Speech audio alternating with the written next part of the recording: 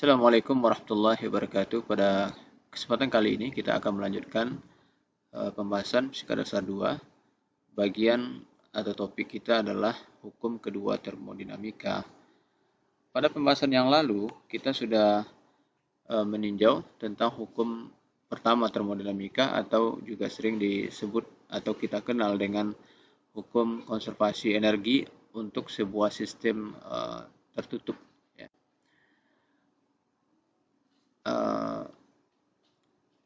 Apakah semua proses yang memenuhi hukum pertama termodinamika itu bisa terjadi? Ya, tidak. Ya, tidak. Seperti pada kasus yang lalu, kita sudah melihat bagaimana ketika air diaduk ya dengan turunkan beban seperti yang ada pada gambar ini misalnya. Maka ketika ini dinaikkan, digerakkan, maka kincir akan berputar sehingga terjadilah perubahan keadaan daripada sistem di mana temperatur air akan naik karena diaduk oleh kincir ini. Atau ketika kita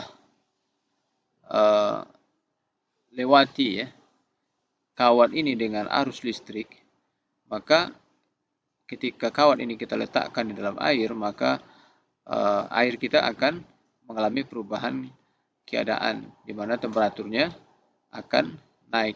Ya. Sekarang, bagaimana kalau prosesnya kita balik? Ya, prosesnya kita balik. Kalau kita berikan kalor kepada air ini, apakah kincir ini berputar dengan sendirinya? Tentu tidak. Ya. Hal yang sama, kalau misalnya kita beri kalor kepada air, apakah arus akan mengalir? Juga tentu tidak. Ya. Padahal kedua proses ini itu tidak bertentangan dengan hukum kekekalan energi. Hal yang sama misalnya kita memiliki secangkir kopi. Jadi kalau kita memiliki secangkir kopi, lalu kita letakkan di atas meja, apakah secangkir kopi yang hangat ini dia menjadi lebih hangat, lebih panas, atau dia menjadi lebih dingin? Ya. Ya, kemungkinan dia menjadi lebih dingin. Ya. Kenapa tidak menjadi lebih panas? Ya, kan bisa saja kopi ini dia mengambil energi atau kalor yang ada di sekitarnya, lalu dia serap ya, sehingga dia menjadi lebih panas. Ya, itu tidak melanggar hukum kekekalan energi. Namun itu tidak bisa terjadi. Ya. Itu tidak bisa terjadi. Jadi oleh karena itu, tidak seluruh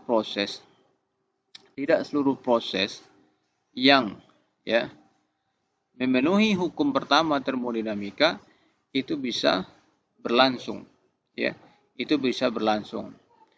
Jadi proses itu hanya terjadi pada arah tertentu, ya, hanya terjadi pada arah tertentu.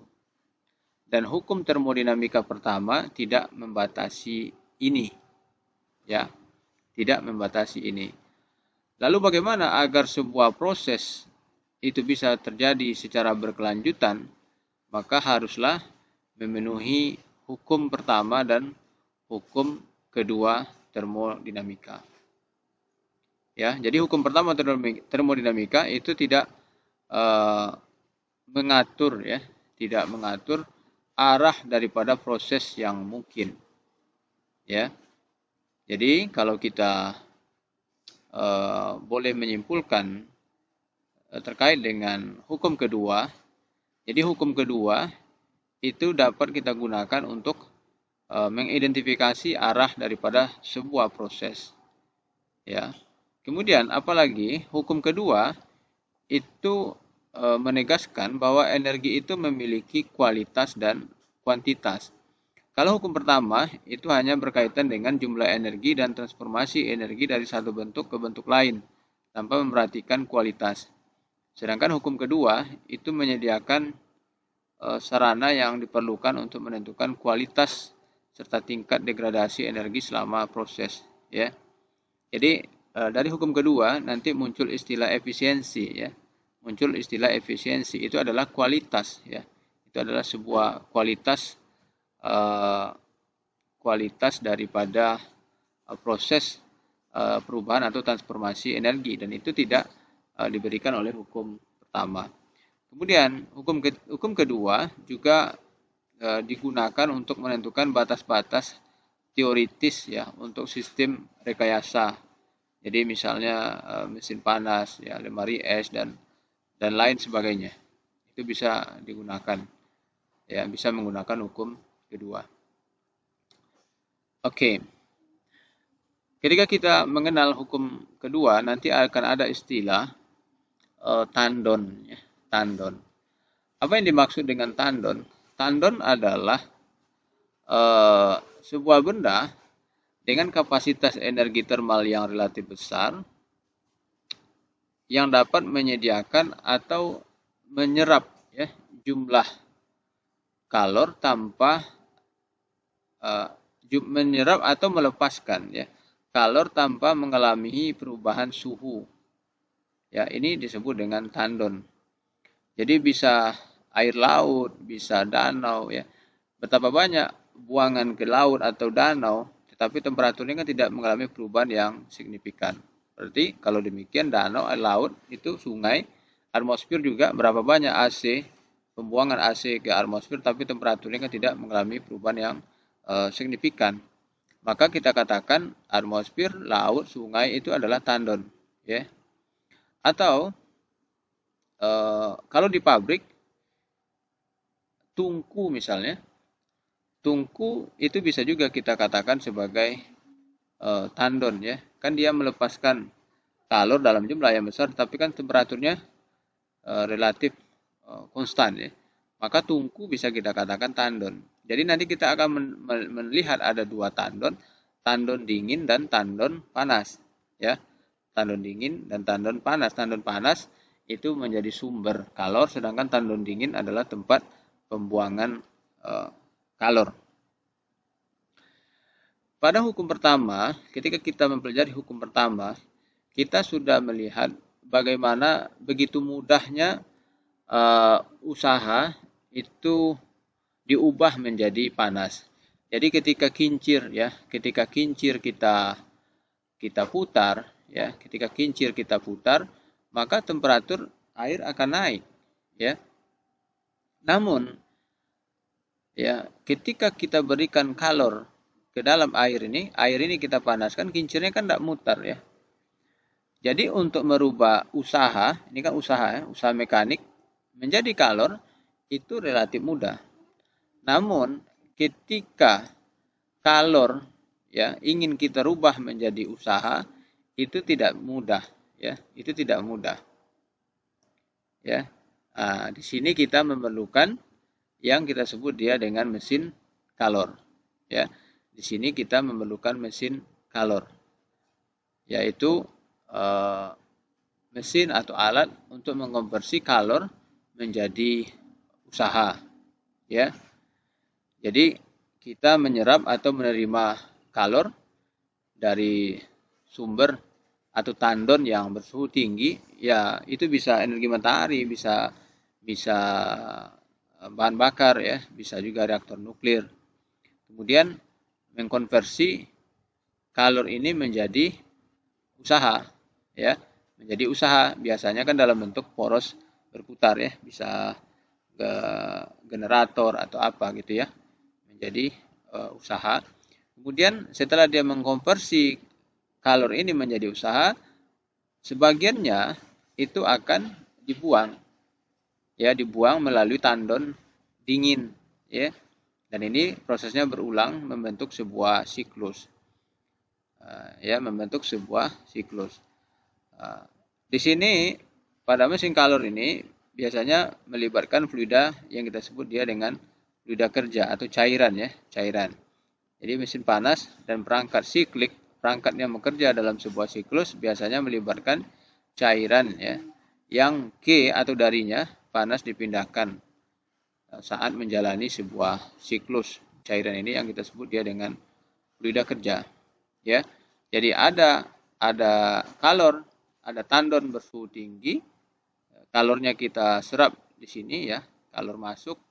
Kemudian sebagian kalor ini akan diproses menjadi usaha, ini untuk menggerakkan kincir atau untuk menggerakkan turbin ya, atau untuk menggerakkan generator ya. Kemudian sebagiannya, sisanya itu akan dibuang. Dibuang kemana? Ke tandon yang bertemperatur rendah. Ini adalah prinsip daripada mesin kalor. Ya, istilah mesin kalor sebetulnya sudah sangat luas digunakan, walaupun sebetulnya tidak semua yang disebutkan itu merupakan beroperasi dalam siklus termodinamika. Ya, sebagiannya itu beroperasi dalam siklus mekanik. Ya, seperti misalnya mesin-mesin dengan pembakaran internal, ya, seperti turbin gas, seperti mesin mobil. Itu sebetulnya tidak bekerja berdasarkan siklus termodinamika, tapi bekerja berdasarkan kepada siklus mekanik. Ya, jadi pembakarannya pembakaran internal, ya, pembakaran internal, di mana fluida kerjanya itu dibuang dan diganti dengan yang baru, kan? Ya, fluida kerjanya kan dibuang dan diganti dengan yang baru. Jadi contoh ideal daripada mesin kalor yang bekerja dalam siklus termodinamika adalah pembangkit listrik tenaga uap, ya, di mana pembakarannya itu terjadi di luar. Oke, ini contoh ya, tipe mesin uap. Jadi kalau kita lihat sedikit tentang pembangkit listrik tenaga uap. Jadi di sini ada usaha, ya, ada usaha masuk nih. Karena di sini ada pompa nih. Jadi pompa, di mana pompa ini akan memompa fluida kerja, ya, ke boiler, ya, ke boiler perebus, ya. Nah, di sini ada kalor masuk nih, karena di sini ada tungku, ya. Jadi di sini tungkunya kan di luar nih, tungkunya di luar. Ini jadi pembakaran eksternal, ya, pembakaran eksternal. Ada tungku di sini, jadi tungku ini akan merebus air ini. Lalu dari situ nanti akan dihasilkan udara atau uap, ya, dengan tekanan yang sangat tinggi, akan diteruskan ke turbin, ya. Turbin, ya, karena adanya tekanan yang sangat tinggi, maka turbin akan muter, kan, akan dihasilkan usaha nih. Usaha ini akan menggerakkan generator, ya. Kemudian setelah itu akan dilakukan pendinginan dengan membuang kalor keluar. Tapi kalornya yang dibuang, ya, bukan fluida kerjanya. Jadi fluida kerjanya terus ke sini lagi, terus ke sini lagi, dan dipompa lagi dan berulang. Jadi prosesnya seperti itu, ya, prosesnya seperti itu. Berapa besarnya usaha yang dihasilkan? Ya, besarnya usaha yang dihasilkan adalah selisih antara kalor yang masuk dengan kalor yang dibuang. Jadi kalor yang masuk berapa, lalu kalor yang dibuang berapa, itulah besarnya usaha. Dari sini kita bisa menghitung efisiensi, ya. Jadi efisiensi daripada mesin kalor adalah usaha output dibagi dengan kalor input, ya. Kalor input adalah kalor dari tungku tadi, kan. Kalor dari tungku. Jadi kalor dari tandon yang bertemperatur tinggi, sedangkan usaha tadi adalah selisih antara kalor input dikurangi dengan kalor output, ya. Atau kalor bertemperatur tinggi atau QH dikurangi dengan QL. Maka kita mendapatkan persamaan efisiensi QH dikurang QL per QH. QH per QH 1, ya. 1 dikurang QL dibagi dengan QH, ya. Itu adalah efisiensi, ya, efisiensi.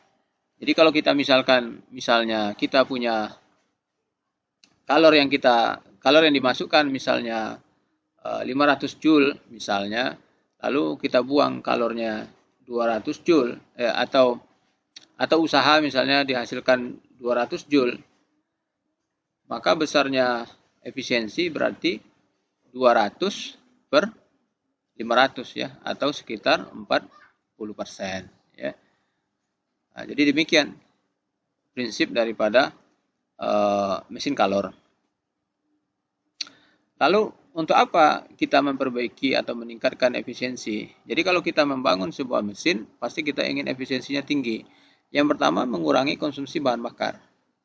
Jadi kalau mesin efisiensinya bagus, maka bahan bakar dan konsumsinya juga akan hemat. Jadi biaya tentu akan lebih kecil. Yang kedua, mengurangi polusi. Kalau buangan kendaraannya sedikit, berarti kan polusi juga kurang, ya, yang dihasilkan oleh kendaraan itu atau mesin itu, ya. Jadi itu gunanya kenapa kita ingin mendapatkan sebuah mesin dengan efisiensi yang baik, yang tinggi. Kemudian kedua, contoh mesin berikutnya adalah mesin bakar, ya, mesin bakar, atau ini disebut juga dengan siklus Otto, ya, di mana mesin bakar ini adalah mesin yang bekerja berdasarkan siklus mekanik, ya, seperti tadi disebutkan, ini siklusnya siklus mekanik, bukan siklus termodinamika, di mana terjadi pembakarannya itu di dalam, ya, pembakarannya di dalam. Beda dengan tadi uap, ya, pembangkit listrik tenaga uap itu kan pembakarannya di luar, tungkunya kan di luar, lalu dia merebus air, ya. Kalau ini kan tidak, ini pembakarannya di dalam. Ya, ini adalah mesin bakar atau gasoline engine atau yang kita kenal dengan siklus Otto, ya. Kita sebut atau kita kenal dengan siklus Otto. Jadi ini terdiri daripada beberapa tahapan, ya. Terdiri daripada beberapa tahapan. Di sini sudah disebutkan. Jadi ada langkah hisap, ya, atau stroke, kemudian langkah pemampatan, kemudian pengapian. Ya, pengapian di sini melibatkan buksi, ya. Kemudian langkah daya dan terakhir langkah buang, ya. Jadi kalau kita mulai pertama dari 5-1, ya. Jadi tahap pengisian. Jadi volume ini akan meningkat di mana piston ini akan bergerak ke bawah. Ya, piston bergerak ke bawah. Jadi volume meningkat, ya. Volume meningkat nih dari volume 2 di sini ke volume 1, ya. Ini meningkat sehingga menciptakan sebuah ruangan kosong untuk penambahan bahan bakar melalui katup pengisian. Ini kan katup pengisian. Jadi kalau ini bergerak ke bawah, terjadi kekosongan, maka tentu ini akan terisi sehingga volumenya meningkat dari P2 ke 1, ya. Itu tahap pertama, tahap pengisian. Kemudian setelah terisi, ya, berikutnya adalah tahap pemampatan. Ya, ketika terisi ini juga akan tertutup, ya, katupnya tertutup, maka dimampatkan, ya, akan terjadi pemampatan, ya, akan dimampatkan. Jadi setelah tadi ditarik, ya, volumenya mengembang, lalu diisi bahan bakar, lalu dimampatkan lagi. Ya, coba kita bayangkan setelah diisi dimampatkan. Ya, di tahap pemampatan. Di sini piston tentu bergerak ke atas nih, bergerak ke atas. Jadi di sini bahan bakar itu bercampur dengan udara, ya. Dan proses pemampatan ini berlangsung secara adiabatik, ya. Dari sini ke sini itu berlangsung secara adiabatik. Lalu ketika sudah mampat, ya, sudah mampat, maka tahap berikutnya adalah perapian, ya, perapian. Jadi di sini akan keluar percikan dari busi, ya. Jadi busi akan mengeluarkan percikan api untuk pembakaran, ya, pada volume konstan. Coba kita bayangkan ini dimampatkan, ya, sehingga dia memiliki tekanan yang sangat tinggi, kemudian sudah bercampur udara, lalu dengan percikan sedikit tentu akan terjadi perapian, ya. Jadi di sini kalor masuk nih, ya, kalor masuk ya. Dan di sini setelah dibakar maka akan terjadi pengembangan karena ada kalor ya. Ya, maka terjadi pemuaian atau pengembangan. Di sini adalah tahap daya. Ya, maka dia akan bergerak ke sini ya. Bergerak ke sini. Ya, jadi gas yang akan dipanaskan itu akan memuai secara adiabatik. Jadi tadi dia dimampatkan secara adiabatik, kemudian juga akan memuai secara adiabatik ya. Di mana piston akan ditekan ke bawah. Jadi ini tahap daya ya. Jadi pada saat ini juga akan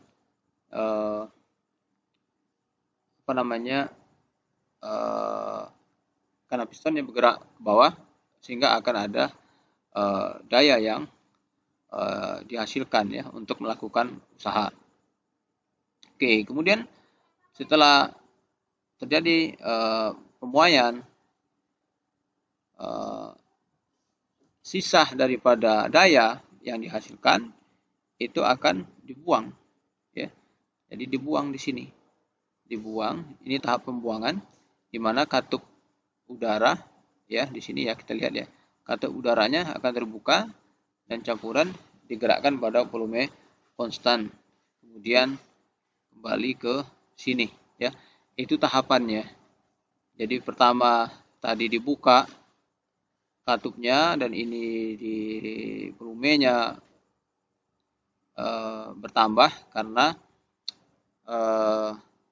pistonnya bergerak ke bawah, kemudian setelah terisi semua lalu dimampatkan lagi. Setelah mampat dia dibakar ya. Kemudian ketika tadi pembakaran, maka di sini terjadi pemuaian lagi karena pistonnya akan bergerak ke bawah. Ya, di sini adalah tahapan daya di mana akan dihasilkan usaha untuk menggerakkan daya untuk menggerakkan mesin ya. Kemudian setelah itu dari sini ke sini ya, setelah sisa daripada kalor ini yang tadi sebagian ini kan menjadi usaha ya, sebagiannya itu akan dibuang dan proses berulang. Itu tahapan ya daripada siklus Otto ya, siklus Otto. Ini kalau kita gambarkan lengkap, maka kira-kira seperti ini, di mana volume 1 itu sebanding dengan volume 2 ya, di mana konstanta kesebandingannya adalah rasio pemampatan. Jadi volume 1 sama dengan R dikali volume 2, di mana R itu adalah rasio pemampatan. Ini adalah efisiensi daripada siklus Otto, di mana penurunannya dapat kita lihat di sini ya. Jadi ada tadi dua proses ya yang terjadi pada penyerapan dan pembuangan kalor, yaitu terjadi pada volume konstan ya. Jadi pada volume konstan, sehingga di sini QH sama dengan Q23 ya, kalau lihat dari gambar nih, dimana karena volume konstan W-nya kan 0 toh, maka Q-nya ini persamaannya. Kemudian ketika pembuangan juga ini, ingat tadi efisiensi sama dengan usaha per QH kan, usaha per QH atau 1 dikurang QL per QH ya, 1 dikurang QL per QH atau 1 dikurang QL mutlak ya per QH mutlak. Jadi kita butuh QH dan QL kan ketika menghitung efisiensi ya. QH-nya ini, QL-nya ini. Lalu dari situ nanti kita kombinasikan dengan proses adiabatik yang terjadi, maka kita mendapatkan persamaan efisiensi seperti yang ada pada persamaan ini ya. Lalu tadi ada istilah rasio pemampatan ya, rasio pemampatan. Untuk rasio pemampatan, misalnya kalau R-nya sama dengan 8 dan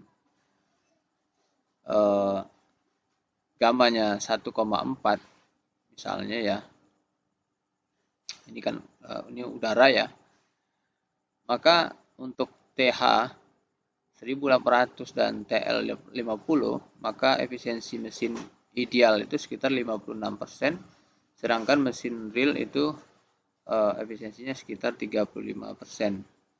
Jadi efisiensi meningkat dengan peningkatan R ya.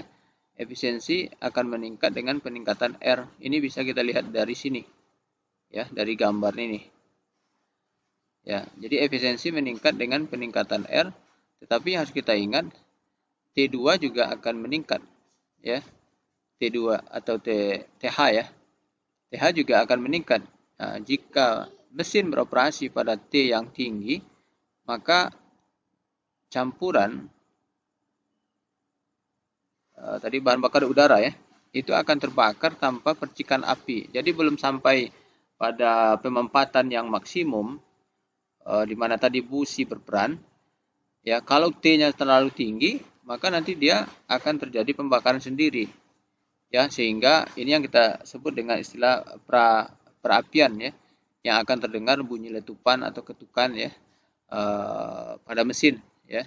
Ini menyebabkan mesin bisa rusak juga ya. Kemudian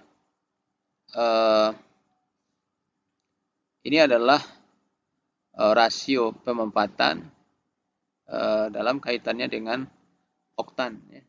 Oktan, tingkatan oktan. Jadi tidak selalu oktan tinggi ya, oktan yang tinggi itu cocok dengan mesin kita.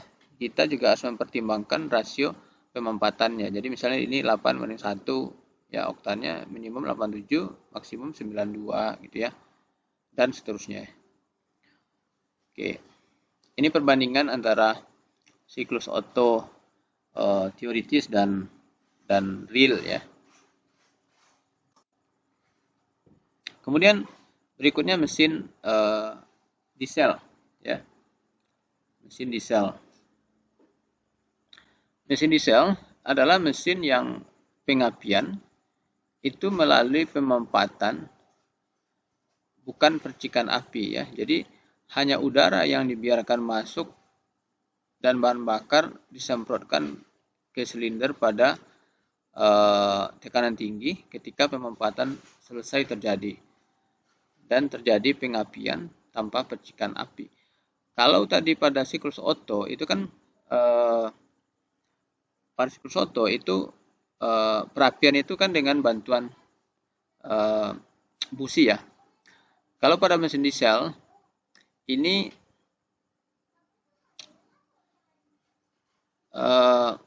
prosesnya tanpa percikan api ya. Jadi kalau kita lihat dari gambar ini, maka ada yang berbeda di sini ya. Yang berbeda adalah kalau tadi siklus Otto ini katupnya terbuka, kemudian dia akan terisi ya. Katupnya terbuka sehingga volumenya bertambah, sehingga bahan bakar terisi. Kemudian setelah terisi penuh dimampatkan lagi secara adiabatik. Kemudian setelah itu terjadi perapian ya pada volume konstan ya. Kemudian setelah itu baru secara adiabatik dia akan memuai dan pembuangan. Di sini perbedaannya adalah di sini. Dari 2 ke 3 di sini pada tekanan konstan. Ya. Jadi dari sini ke sini dia akan dimampatkan secara adiabatik. Lalu pada tekanan konstan, bukan pada volume konstan, maka terjadi pembakaran di sini, ya. Nah, itu perbedaannya. Perbedaan antara mesin diesel dengan siklus Otto ya. Jadi kalau demikian di sini kita nanti menggunakan persamaan kalor untuk volume konstan QL-nya, sedangkan di sini adalah pada tekanan konstan. Itu perbedaannya. Ini adalah penurunan persamaan efisiensi untuk mesin diesel. Tadi ini yang disebutkan. Kalau pada mesin atau siklus Otto Ini kan tadi pada volume konstan, CV semua ya, CV. Ini sekarang kalau untuk mesin diesel di sini adalah kapasitas kalor pada tekanan konstan. Itu perbedaannya, dan ini adalah persamaan daripada efisiensi. Ini ada sedikit contoh untuk rasio pemampatan yang sama. Siklus Otto itu lebih efisien dari siklus diesel. Jadi kalau misalnya R-nya 10, ya, R-nya 10, kemudian RC-nya 2, siklus Otto itu efisiensinya 60%, sedangkan diesel itu sekitar 53%, ya. Namun faktanya rasio pemampatan sekitar 20 dapat dicapai pada mesin diesel sehingga efisiensinya bisa mencapai 64%, ya. Oke, ini mesin diesel. Sekarang kita lihat hukum kedua termodinamika untuk mesin kalor. Ini kita kenal juga dengan nama pernyataan Kelvin Planck. Bunyinya kira-kira adalah tidak mungkin untuk membuat suatu mesin atau alat yang beroperasi berdasarkan satu siklus, ya, yang beroperasi dalam sebuah siklus dan tidak menghasilkan efek lain selain terciptanya usaha dan perpindahan kalor dari satu tandon tunggal. Jadi maksudnya begini, mustahil kita memiliki sebuah mesin di mana tandonnya satu. Jadi misalnya ada kalor masuk, kemudian kalor masuk ini semuanya berubah menjadi usaha sehingga tidak ada yang dibuang. Jadi QL-nya 0, ya. Ini tidak mungkin. Ya, karena kalau seluruh kalor ini berubah menjadi usaha, berarti efisiensi mesin kita berapa? 100%. Ya, 100%. Jadi tidak ada mesin kalor yang dapat memiliki efisiensi 100%, ya. Tidak mungkin, ya. Nah, jadi ini adalah hukum kedua termodinamika, pernyataan Kelvin Planck. Jadi mustahil kita memiliki sebuah mesin dengan tandon tunggal, ya. Ya, mustahil. Kemudian kita lihat mesin pendingin. Kita lihat mesin pendingin.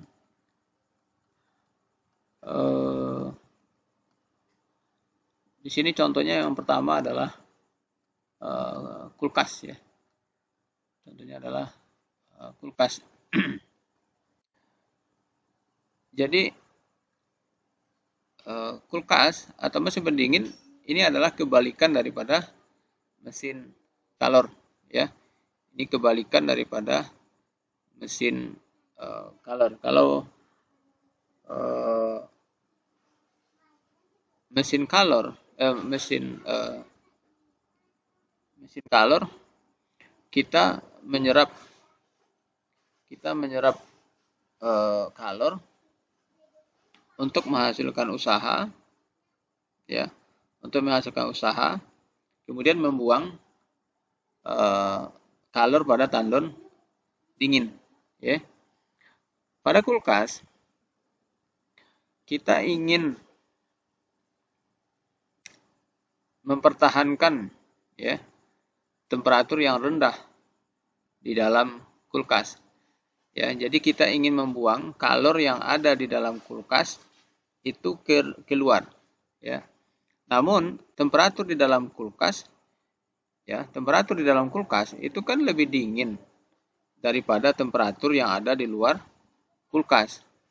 Oleh karena itu, bagaimana mungkin, ya, udara dari dalam kulkas itu bisa keluar kulkas, ya, kalau prosesnya itu terjadi secara alamiah, ya. Kalau prosesnya terjadi secara alamiah, tentu kan tidak mungkin. Jadi oleh karena itu, ya, kalor yang ada di dalam kulkas ini agar dia bisa keluar maka harus dipaksa. Harus dipaksa. Berarti kita butuh usaha. Nih, ya. Jadi kita butuh usaha, ya. Jadi ada usaha nih untuk mendorong dia agar keluar. Apa usahanya di sini? Nah, di sini Anda bisa lihat nih, di sini pasti ada kompresor nih. Jadi ada kompresor di sini ya pada kulkas nih. Nah, jadi udara panas yang ada di dalam nih bisa didorong keluar sehingga nanti temperatur di dalam itu akan menjadi dingin ya. Kulkas ya mirip dengan mesin kalor, juga ada fluida kerja. Fluida kerja pada kulkas biasanya kita sebut dia dengan refrigeran ya. Untuk koefisien kinerja atau efisiensi, kulkas biasanya menggunakan istilah COP ya. COP, coefficient performance. Jadi COP pada kulkas itu adalah QL per usaha input ya. Jadi persamaan ini mirip dengan persamaan mesin kalor ya. Jadi mesin kalor tadi kan desired output dibagi required input. Jadi luaran yang kita inginkan dibagi dengan input yang kita berikan. Cuman tadi kalau pada mesin kalor luaran yang kita inginkan itu adalah usaha ya. Sehingga tadi di sini adalah usaha yang dihasilkan dibagi dengan QH karena input kita adalah QH. Sekarang kalau pada kulkas input kita adalah usaha. Yang kita inginkan apa? Yang kita inginkan adalah QL. Nah, maka COP itu QL dibagi dengan usaha. Apakah nilainya bisa lebih besar dari 1? Ya bisa ya. Kalau COP bisa lebih besar dari 1. Jadi maknanya jumlah kalori yang dibuang itu lebih besar daripada usaha input. Ya, itu mungkin saja. Oke ya, jadi kulkas itu adalah kebalikan daripada mesin kalor. Kemudian contoh lain itu adalah AC ya. AC. Ini sebetulnya mirip ya. Mirip dengan yang ada pada kulkas. Kalau Anda perhatikan, tetap juga harus ada kompresor ya, kompresor. Karena kita juga akan membuang udara keluar ya, udara keluar. Dan udara di luar ini kan juga dari dalam rumah, udara di luar itu kan masih lebih tinggi suhunya ya. Jadi agar mau keluar tentu harus dipaksa ya, harus ada usaha. Jadi oleh karena itu di sini juga ada kompresor ya, harus ada kompresor. Lalu bagaimana bunyi hukum kedua termodinamika untuk mesin pendingin ya? Bunyinya tidak mungkin ya. Tidak mungkin untuk membuat suatu alat yang beroperasi berdasarkan suatu siklus yang efek satu-satunya adalah perpindahan kalor dari tandon yang lebih dingin ke tandon yang lebih panas ya. Jadi maknanya sebuah mesin pendingin ya tidak mungkin ya beroperasi jika hanya ada QH dan QL saja. Jadi hanya ada tandon panas, tandon dingin tanpa ada usaha. Jadi mustahil sebuah mesin pendingin itu bisa bekerja kalau tidak ada usaha. Dalam hal ini tadi contohnya adalah kompresor ya. Kompresor yang digerakkan oleh sumber eksternal yaitu listrik ya. Listrik. Jadi mustahil ya, mustahil mesin pendingin itu bisa bekerja tanpa ada kompresor ini yang digerakkan oleh sumber eksternal yaitu listrik ya. Itu adalah hukum atau pernyataan kedua termodinamika untuk mesin pendingin atau yang kita kenal dengan pernyataan Clausius. Oke. Tadi kita sudah lihat bahwa efisiensi daripada mesin itu ya, efisiensinya kan tidak tinggi ya. Efisiensinya 40 ya, 30%. Lalu pertanyaannya, berapakah efisiensi maksimum yang mungkin dicapai oleh sebuah mesin? Nah, ini yang dikemukakan oleh seorang insinyur Prancis ya, Sadi Carnot yang kemudian kita kenal dengan siklus Carnot. Jadi beliau mengusulkan bahwa sebuah mesin Carnot akan memiliki efisiensi maksimum jika proses-proses di dalam mesin itu adalah reversible, ya, atau terbalikan, ya, reversible atau terbalikan. Ini adalah mesin ideal, ya, karena proses reversible atau terbalikan ini hampir tidak ada, ya, karena semua proses itu secara umum semua proses itu adalah tidak terbalikkan, ya. Kemudian apalagi syarat yang dikemukakan oleh Carnot, selama perpindahan panas, ya, selama perpindahan panas dalam mesin Carnot itu tidak boleh ada perbedaan suhu yang cukup besar. Jadi maknanya ketika terjadi perpindahan panas, maka pada saat itu haruslah terjadi secara isotermal. Jadi tadi kita lihat pada mesin-mesin yang sebelumnya bahwa ada QH kan, ada kalor masuk, ada kalor yang buang. Berarti kan terjadi transfer atau perpindahan panas itu. Pada mesin Carnot, kedua proses ini haruslah isotermal. Haruslah isotermal. Ya. Itu siklus Carnot. Jadi ini adalah ciri-cirinya. Jadi ketika terjadi proses perpindahan kalor, maka haruslah isotermal. Jadi hanya ada dua suhu, ya, suhu tinggi, tandon tinggi, dan suhu pada tandon rendah atau TC. Ya. Kemudian setiap proses yang mengalami perubahan suhu tidak terjadi perpindahan panas.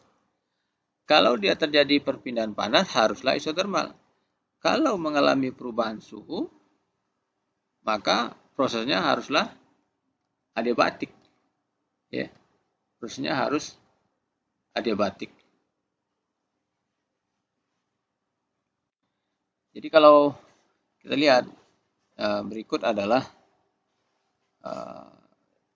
diagramnya. Jadi siklus Carnot ini terdiri daripada dua proses, ya. Dua proses, yaitu isotermal dan adiabatik, dan keduanya haruslah reversible atau terbalikkan. Jadi ini adalah mesin yang ideal, ya. Mesin yang ideal. Dan ini digunakan untuk menguji efisiensi daripada mesin real, ya. Jadi kalau ada orang mengklaim sebuah mesin, dia buat mesin, lalu dia memberikan data-data kepada kita, ya, tinggal diuji. Kita gunakan pendekatan siklus Carnot. Kalau yang mereka klaim itu efisiensinya lebih tinggi pula daripada siklus Carnot, maka itu mustahil mesinnya.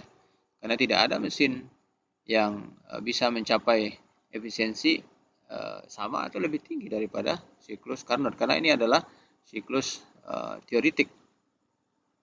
Jadi kalau kita lihat dari sini, dari A ke B, ini adalah proses pengembangan atau pemuaian yang berlangsung secara isotermal, ya, secara isotermal. Jadi di sini ada kalor masuk nih. Jadi Q-nya di sini adalah QH besar dari 0, ya. Besar dari 0, ini isotermal.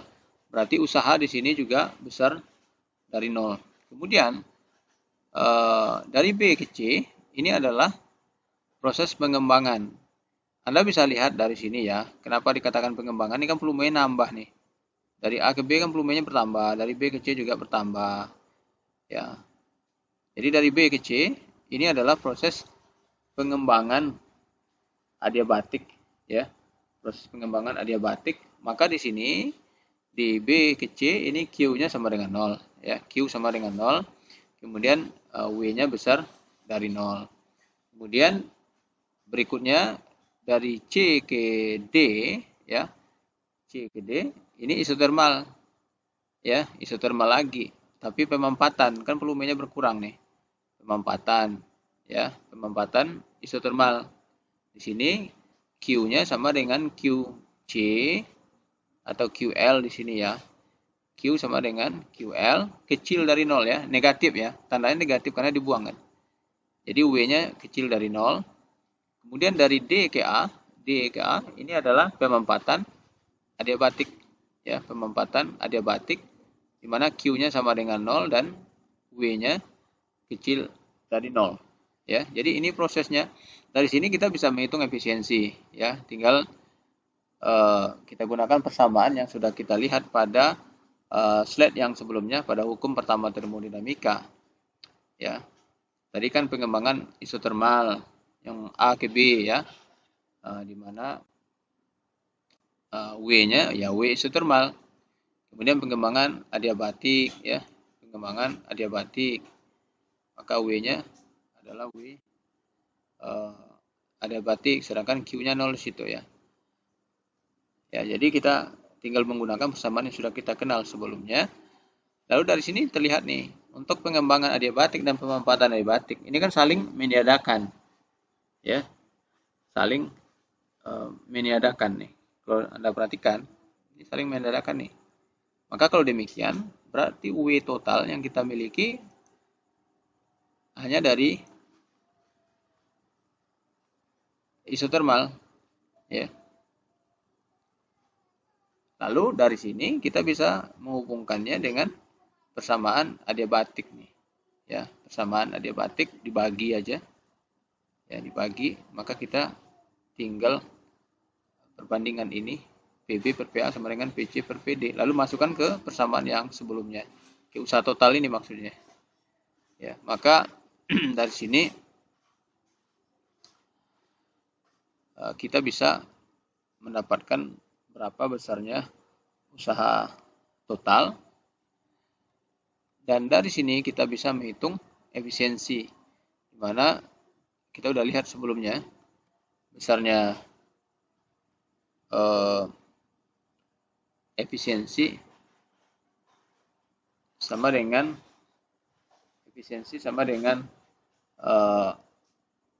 usaha yang dihasilkan per kalor input kan. Ya, jadi dari sini kita bisa menurunkan besarnya efisiensi. Jadi besarnya kalor total ya atau kalor input adalah nRT ln PB per PA ya. Jadi besarnya efisiensi W total dibagi dengan QH. Jadi T panas ya dikurangi T dingin dibagi T panas. Itu TH dikurang TC per TH. Jadi ini adalah persamaan efisiensi daripada siklus Carnot. Jadi dari sini mudah sekali. Jadi kalau kita tahu temperaturnya, maka kita bisa menghitung efisiensinya. Jadi kalau ada orang ya membawa mesin kalor kepada Anda bisa uji, Anda hitung, ya, Anda hitung nilai efisiensinya dengan menggunakan persamaan ini, misalnya Anda hitung dulu, lalu Anda bandingkan dengan menggunakan persamaan yang ini. Ya kalau Anda mendapatkan menggunakan persamaan ini nilainya lebih tinggi daripada ini, ya berarti itu sudah jelas mesinnya bohong ya, mesinnya bohong. Atau menggunakan cara lain, Anda juga bisa menggunakan cara ini ya langsung ya, karena kan persamaan efisiensi 1 kurang QC per QH ya, jadi kita bisa hitung QH-nya dulu, QC-nya dulu ya. Untuk isotermal tentunya keduanya, maka kita juga bisa mendapatkan. Jadi dari sini, dari persamaan ini 1 per TC per TH. Jadi untuk memaksimalkan efisiensi mesin sungguhan, ya maka caranya adalah dengan membuat suhu masukannya, buat suhu masukannya setinggi mungkin dan suhu buangannya serendah mungkin. Namun dari sini juga terlihat ya bahwa suhu serendah mungkin itu kan tidak mungkin 0, karena suhu 0 kan tidak mungkin dicapai kan. Jadi mustahil kita memiliki efisiensi sama dengan 1 ya. Karena T sama dengan 0 ini juga mustahil. Lalu temperatur tinggi, seberapa lah mampunya kita membuat temperatur yang tinggi ya. Kadang-kadang tungku temperaturnya 600, 1000 ya.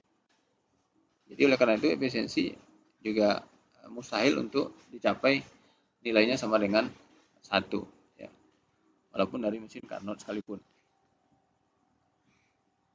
Baik, sekarang kita lanjut ya pada bagian berikutnya, yaitu berkaitan dengan entropi. Apa yang dimaksud dengan entropi?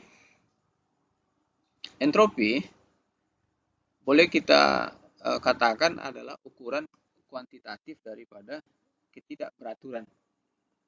Jadi kalau kita perhatikan, ini adalah misalnya ya, ini contoh saja, ini mungkin kamar Anda, ini hari Senin, ya hari Senin, masih rapi ya, masih rapi.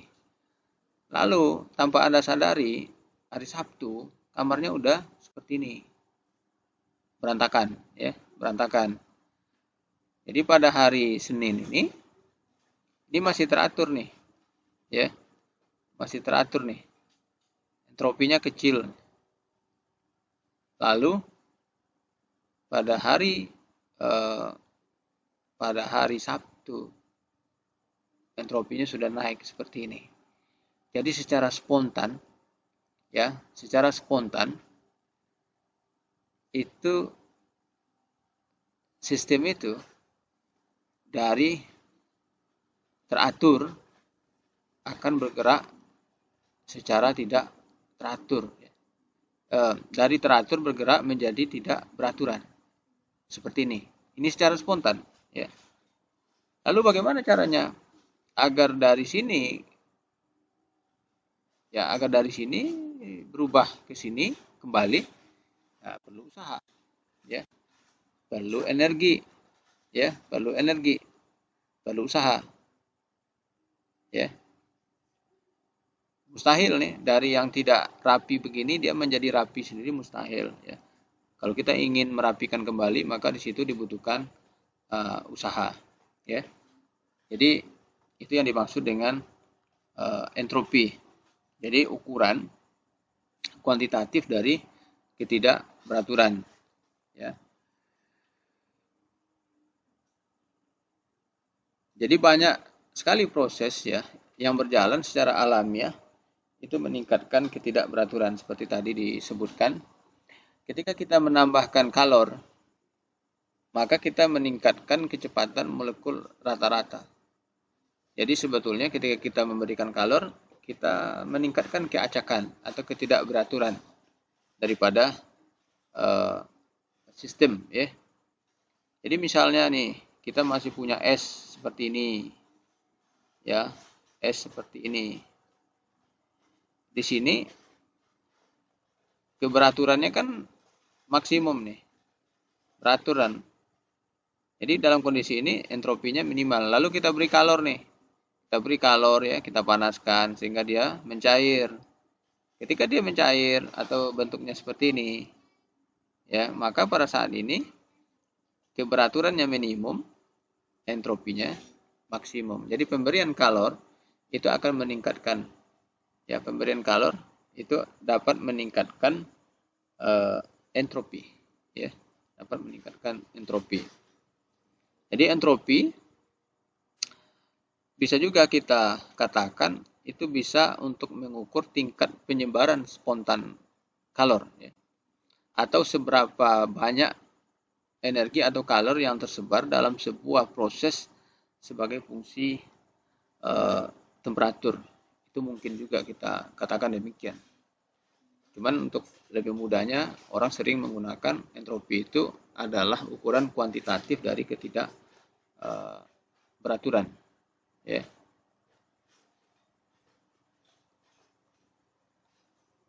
Oke, lalu bagaimana persamaan daripada entropi? Ya, persamaan daripada entropi.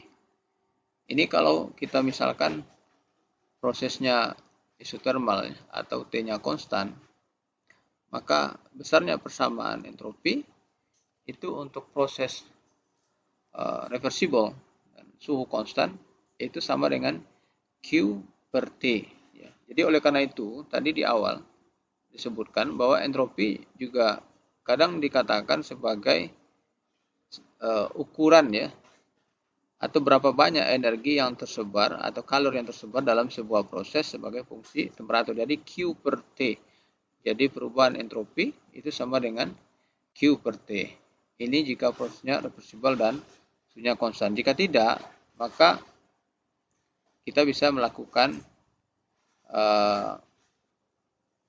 perhitungan perubahan entropi dengan menganggap sebuah proses itu terjadi secara infinitesimal, di mana ds sama dengan dq per T. Oke, ini untuk kasus isotermal ya. Jadi delta U sama dengan Q in dikurang usaha. Jadi Q in sama dengan usaha ya, sama dengan nRT ln VF per PI. Ini sebelumnya kita sudah lihat pada slide sebelumnya. Jadi besarnya perubahan entropi itu delta S sama dengan Q per T. Ya, Q per T, di mana T-nya hilang nih ya. Jadi tinggal NR ln ini. Jadi ini besarnya perubahan entropi untuk kasus isotermal reversible atau terbalikan.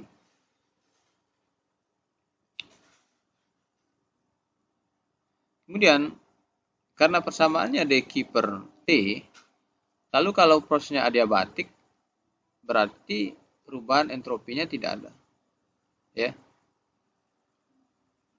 Ya, kalau kita lihat dari persamaan. Jadi kalau dia adiabatik, dq-nya kan 0. Ya, maka ds-nya berarti juga sama dengan 0 untuk proses adiabatik. Kemudian besarnya perubahan entropi itu juga bisa dihitung menggunakan diagram TS ya. Diagram TS. Jadi besarnya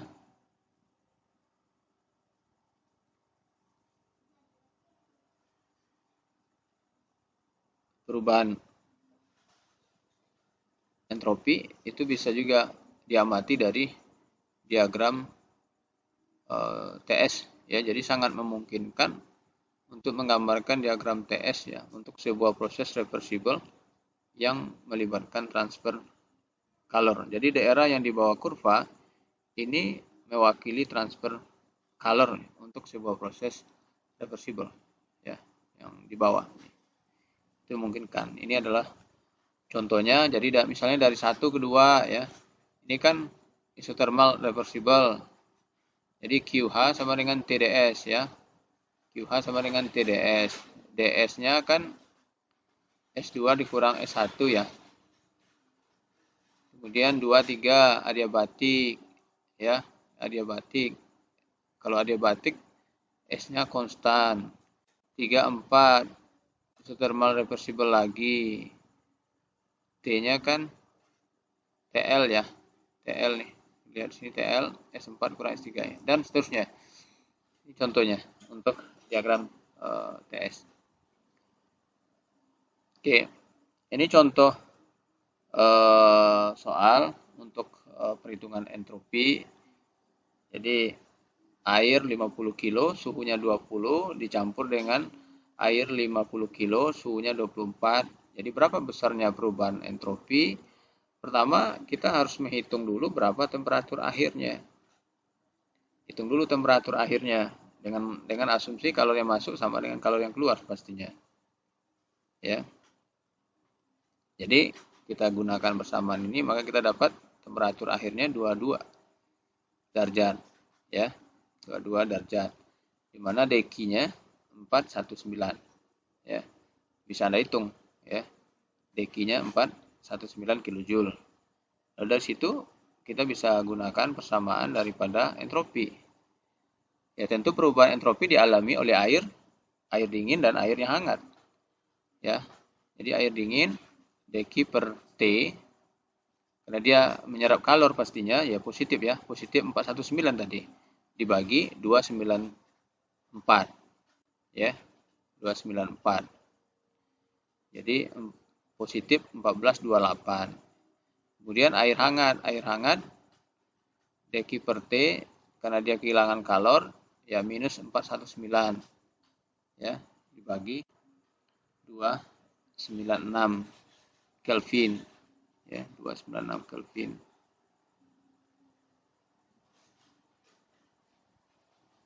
Temperatur air hangat ya 296 Kelvin, jadi minus 1416.